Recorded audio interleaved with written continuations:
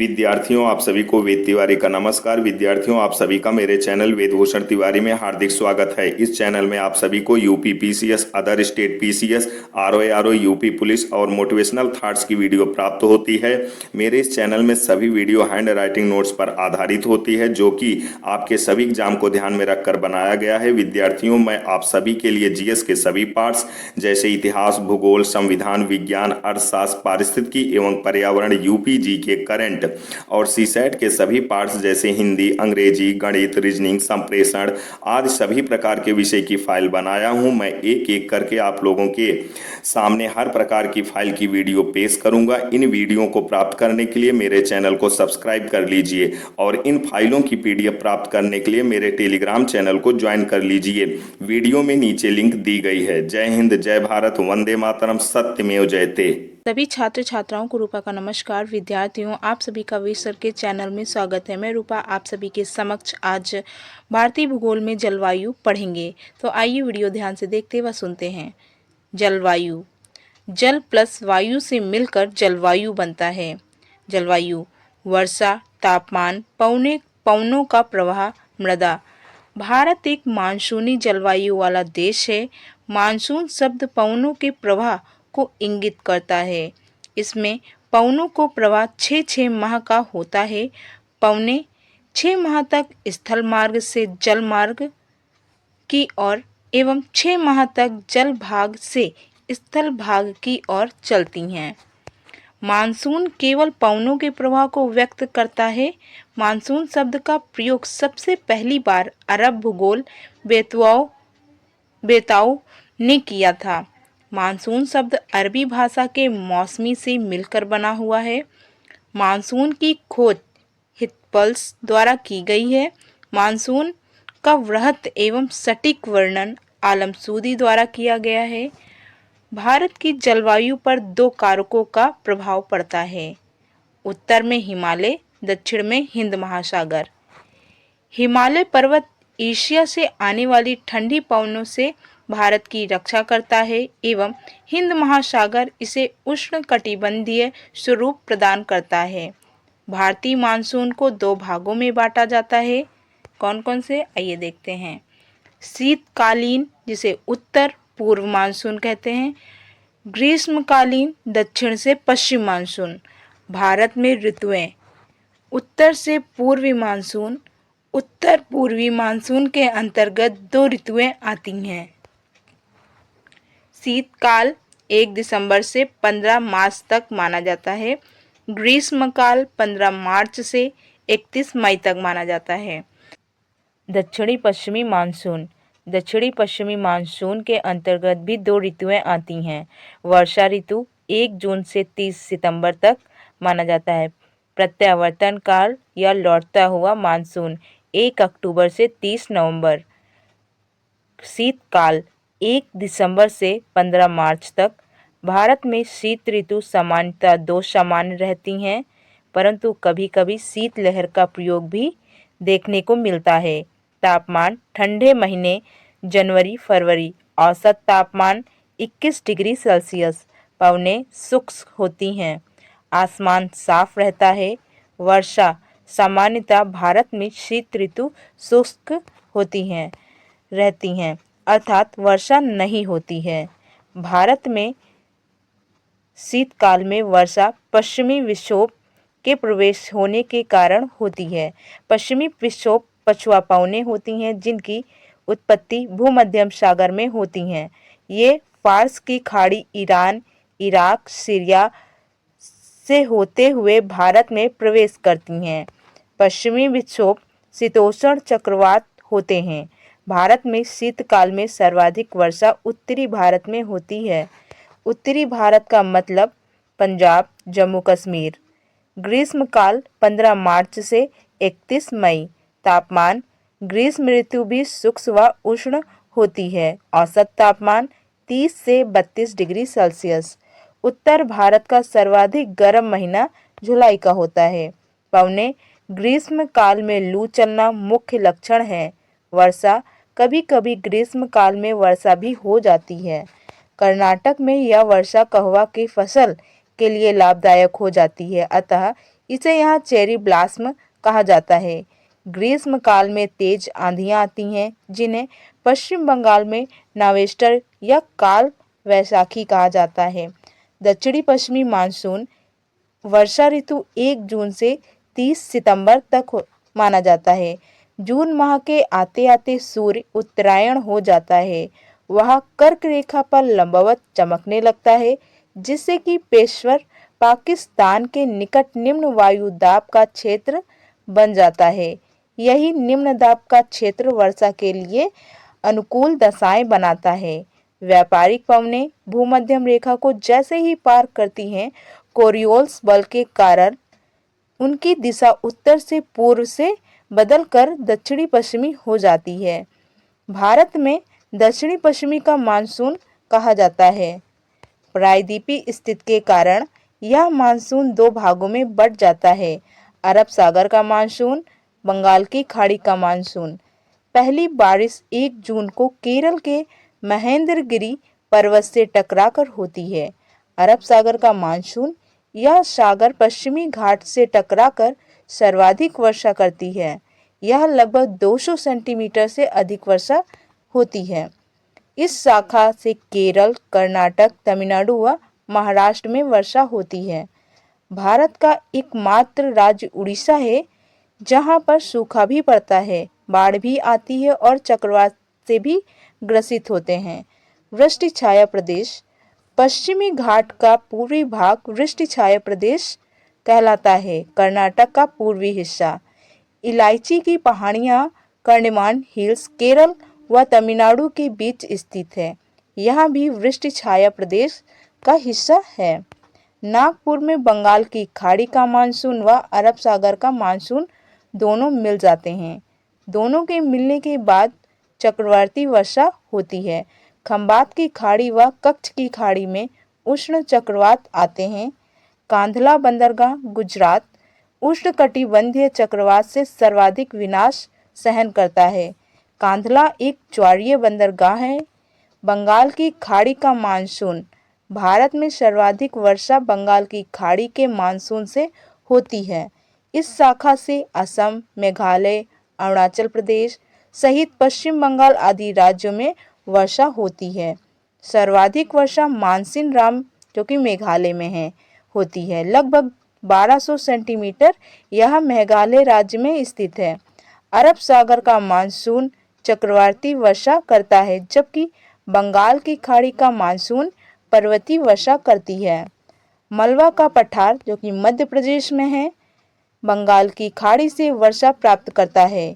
भारत में मानसून की सर्वाधिक अवधि यानी रुकने का समय तमिलनाडु में है तथा सबसे कम समय का तक मानसून पंजाब में रुकता है। भारत में सर्वाधिक वर्षा पर्वतीय वर्षा होती है यानी पर्वतों से टकराकर होती है।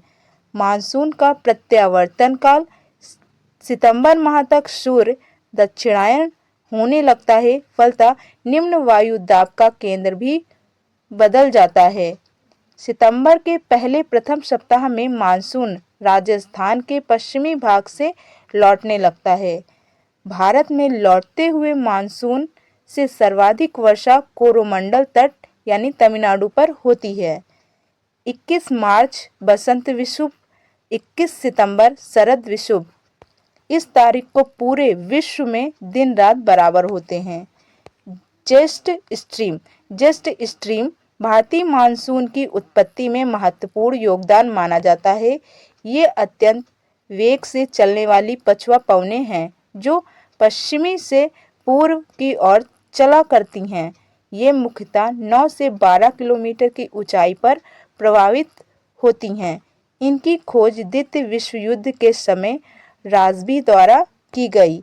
कोपेन का जलवायु वर्गीकरण, तापमान एवं वर्षा के आधार पर कोपेन ने भारत को 9 प्रमुख जलवायु प्रदेशों में बांटा गया है। आधार औसत मासिक वर्षा, औसत मासिक तापमान, औसत वार्षिक वर्षा। 3 मुख्य प्रदेश हैं। आर्द्र प्रदेश जिसे ए से डिनोट किया गया है, शुष्क प्रदेश जिसे बी, आर्द्र शुष्क प्रदेश सी और डी, आर्द्र मरुस्थल एस ए। मरुस्थल W, साल भर वर्षा F, शुष्क मानसून M, शुष्क शीत ऋतु W, उष्ण कटिबंधीय सावना जलवायु AW। AW जलवायु निम्न क्षेत्रों में पाई जाती हैं: झारखंड, छत्तीसगढ़, ओडिशा, पश्चिम बंगाल। सावना अफ्रीका में पाई जाने वाली घास है। उष्ण कटिबंधीय मानसून जलवायु AMW, कोकड़ा तट, मलवाड़ा तट, पश्चिमी तट, त्रिपुरा, मिजोरम। उष्ण कटिबंधीय अर्ध जलवायु AS, जो कि कोरमंडल तट तमिलनाडु में होती है। अर्ध शुष्क स्टेपी जलवायु BSHW, कर्नाटक, तमिलनाडु का वृष्टि छाया प्रदेश, पूर्वी राजस्थान, दक्षिणी पश्चिमी हरियाणा। उष्ण मरुस्थलीय जलवायु BWHW, थार का मरुस्थल जो कि राजस्थान, जैसलमेर राजस्थान, गंगानगर राजस्थान, बीकानेर राजस्थान में है। मध्य तापीय जलवायु CWG, गंगा का मैदान। लघु ग्रीष्म अर्ध शीत जलवायु प्रदेश DFC, अरुणाचल प्रदेश, सिक्किम। ध्रुवीय जलवायु जिसे ई से दर्शाया गया है और ये जम्मू कश्मीर और हिमाचल प्रदेश में पाया जाता है। टुंडा तुल्य जलवायु सी से दर्शाया गया है जो कि लद्दाख में पाया जाता है। आज हम लोग भारतीय भूगोल में भारतीय मृदा पढ़ेंगे। भारतीय मिट्टियाँ किसी भी देश की जलवायु का अभिन्न अंग मानी जाती हैं। वायलर एवं होलकर ने भारतीय मृदाओं को निम्न भागों में बांटा है: जलोढ़ दोमट मिट्टी, लाल मिट्टी, काली मिट्टी, लेटराइट मिट्टी, मरुस्थलीय मिट्टी। संपूर्ण भारत में पाई जाने वाली मिट्टियों का औसत मृदा भाग प्रतिशत में: जलोढ़ दोमट मृदा 43.6% भाग में पाई जाती है। लाल मिट्टी 18.4% भाग पर पाई जाती है। काली मिट्टी 15.2% भाग पर पाई जाती है। लेटराइट मिट्टी 3.7% भाग पर पाई जाती है। मरुस्थलीय मिट्टी 7.2% भाग पर पाई जाती है। अन्य शेष भाग। भारत में सर्वाधिक पाई जाने वाली मिट्टियों का क्रम: जलोढ़ मिट्टी, लाल मिट्टी, काली मिट्टी, लेटराइट मिट्टी। जलोढ़ मिट्टी। जलोढ़ मृदा भारत का सबसे बड़ा मृदा वर्ग है। यह भारत के लगभग 15 लाख वर्ग किलोमीटर क्षेत्रफल में फैला हुआ है। यह भारत की सबसे उपजाऊ मिट्टी मानी जाती है।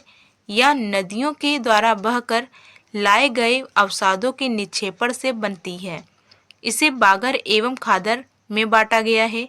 विस्तार उत्तर प्रदेश, बिहार, पश्चिम बंगाल एवं छत्तीसगढ़ तक माना जाता है।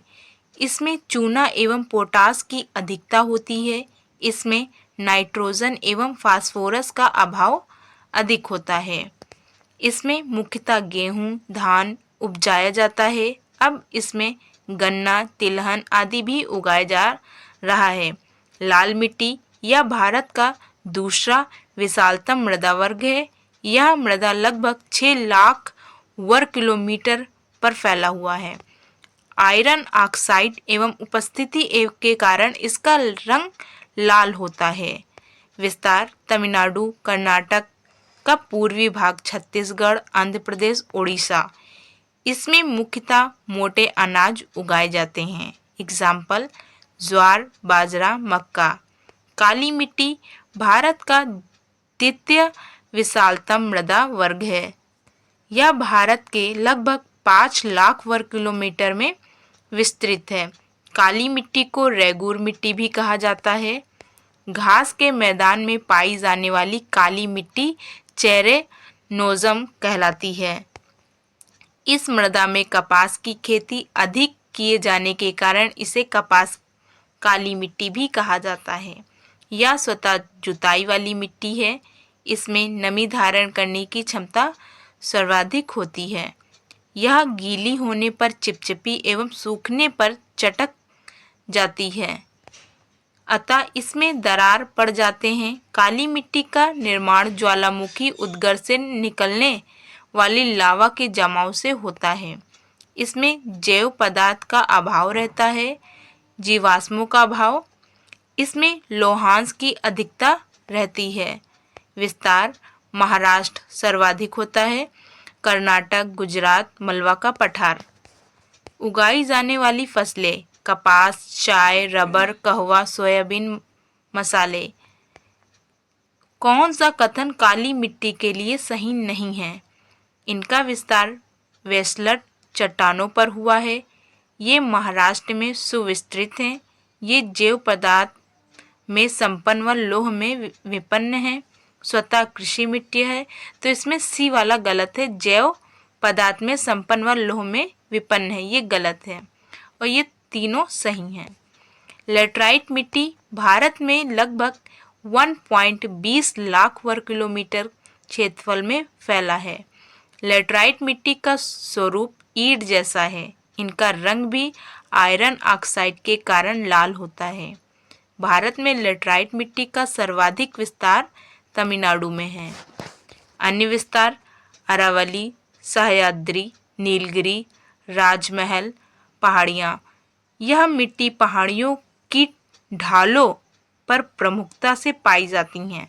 सर्वाधिक निचलित मिट्टी लेटराइट में पाई जाती है। इसमें मुख्यतः चाय एवं कहवा के बागान लगाए जाते हैं।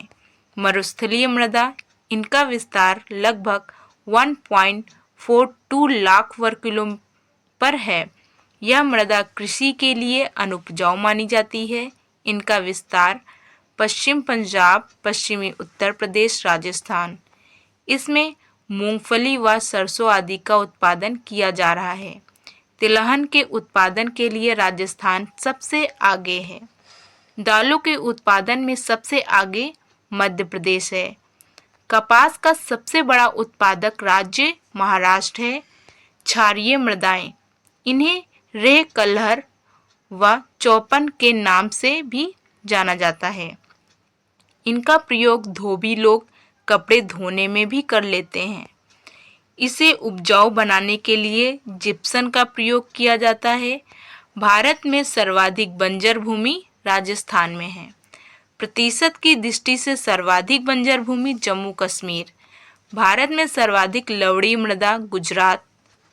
मृदा प्रदान, भौतिक कारकों द्वारा भूपर्यटी ऊपरी परत पर पाई जाने वाली मृदा का धीरे धीरे क्षरण होने मृदा प्रदान कहा जाता है। मृदा प्रदान को किसानों की मौत जैसे शब्दों से संबोधित किया गया है।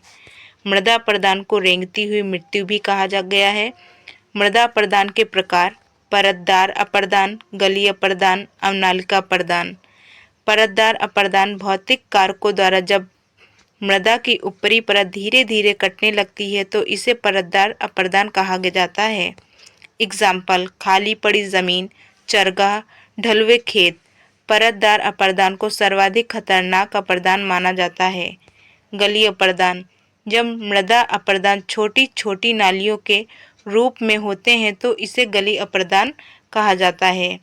इसका सर्वाधिक प्रभाव अर्ध मरुस्थलीय क्षेत्रों में पड़ता है। अवनालिका अप्रदान, जब गलीय अप्रदान के बड़े रूप होते हैं तो ये छोटी छोटी नालियाँ बड़ी हो जाती हैं। इसे अवनालिका अप्रदान कहा जाता है। भारत में अवनालिका अप्रदान से सर्वाधिक प्रभावित क्षेत्र चंबल घाटी क्षेत्र या मलवा पठार माना जाता है। भारत में बंजर उत्खत भूमि के क्षेत्र पंजाब में शिवालिका का पश्चिमी ढाल, दक्षिणी पश्चिमी ढाल, चंबल व उसके सहायक नदियां का दोआब क्षेत्र, छोटा नागपुर का पठार, राजमहल पहाड़ियाँ, खंबात की खाड़ी जो कि गुजरात में है। विश्व में कुल 40% भूभाग पर मरुस्थलीय पाया जाता है। वायु द्वारा अपर्दित क्षेत्र हरियाणा, रोहतक, गुड़गांव, हिसार, भवानी। पंजाब फिरोजपुर, कपूरथला। उत्तर प्रदेश आगरा, इटावा, मैनपुरी, मथुरा। प्राकृतिक वनस्पतियाँ, वन।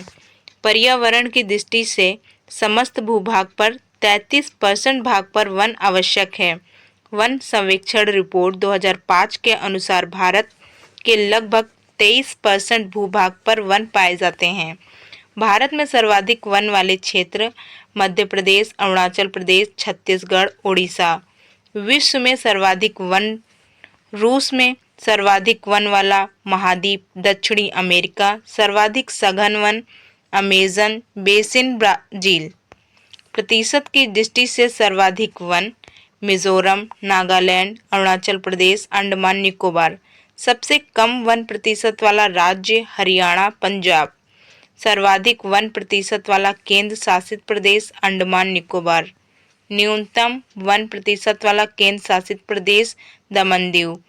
ये 2012 का है, आपको करंट के हिसाब से ये वन क्षेत्र पढ़ना होगा।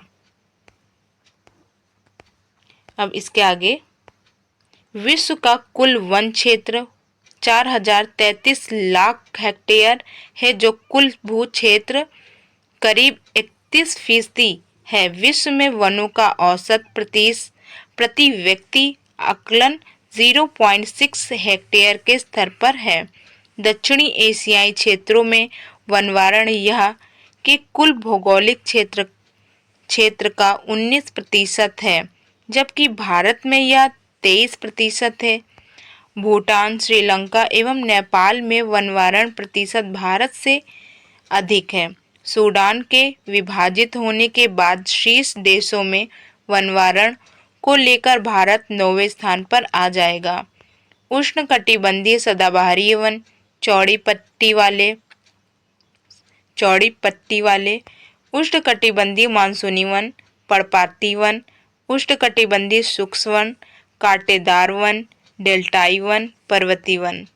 उष्णकटिबंधीय सदाबहारी वन, इस प्रकार के वन उन क्षेत्रों में पाए जाते हैं जहां वर्षा 200 सेंटीमीटर या इससे अधिक होती है। ये वन अत्यंत सघन होते हैं। इसमें चौड़ी पत्ती वाले सदाबहारी वृक्षों की अधिकता रहती है, जैसे वृक्ष बांस, तार, रबर, महोगनी, एबोनी, रोजवुड़ा, वेत। असम, मेघालय, त्रिपुरा, मिजोरम, अंडमान निकोबार। उष्णकटिबंधीय पतझड़ वाले वन, उष्णकटिबंधीय पतझड़ वाले वन उन क्षेत्रों में पाए जाते हैं जहां वर्षा 150 सेंटीमीटर तक होती है। इन्हें मानसूनी वन कहा जाता है। ये ग्रीष्मकाल की शुरुआत में ही अपनी पत्तियों गिरा देते हैं, अतः इन्हें पतझड़ वाले वन कहा जाता है। वृक्ष साल, शीशम, सागौन, आम, नील, बरगद, चंदन, महुआ, हल्दू, साखू, पकर, गुल्लर। विस्तार उत्तर प्रदेश, मध्य प्रदेश, छत्तीसगढ़, बिहार, कर्नाटक, पश्चिम बंगाल। ये वन सर्वाधिक महत्वपूर्ण होते हैं। इनसे टिकाऊ लकड़ी मिलती है। आकरी का मतलब प्राचीनतम या पुरातन होता है। गोदावरी नदी बेसिन का क्षेत्रफल सर्वाधिक है।